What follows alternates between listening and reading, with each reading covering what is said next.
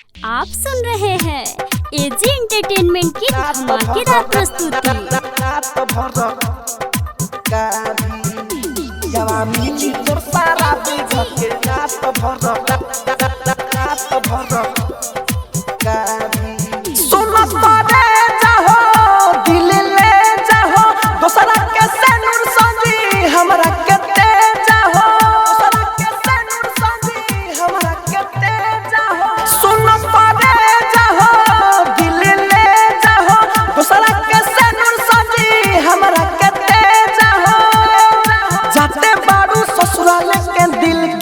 चाबी पियावा तोरा मिली पियावा मिली तोर सारा विध के रात भर गाभी पियावा मिली तोर सारा विध के रात भर गाभी पियावा मिली तोर सारा विध के रात भर गाभी। एजी रिकॉर्डिंग स्टूडियो रात भर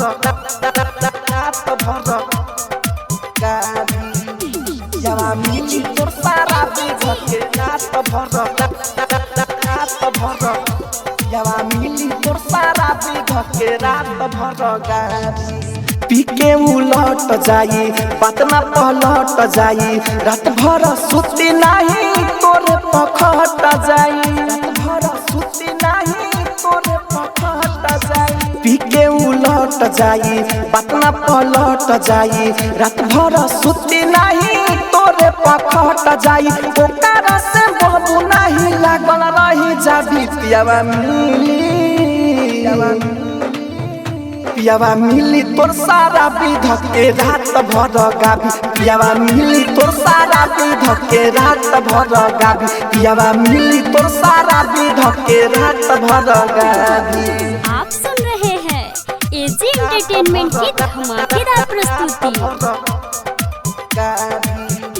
यावा मिली तोर सारा विध के रात भर यावा मिली तोर सारा विध के रात भर गाभी। राहुल राजधानी कहे फेरा में तहरे रहे अंत आशिक ना सही तोरा जश्न भर ढहे अंत आशिक ना सही तोरा जश्न भर ढहे। राहुल राजधानी कहे फेरा में तहरे रहे अंत आशिक ना सही तोरा जश्न भर ढहे। हरियर हरिहर खत्म पति जौन बावे डाभी पियावा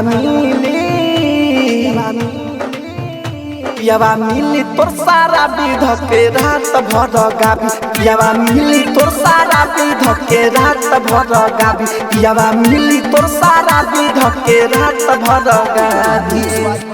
एजी रिकॉर्डिंग स्टूडियो रोशनपुर सपहा।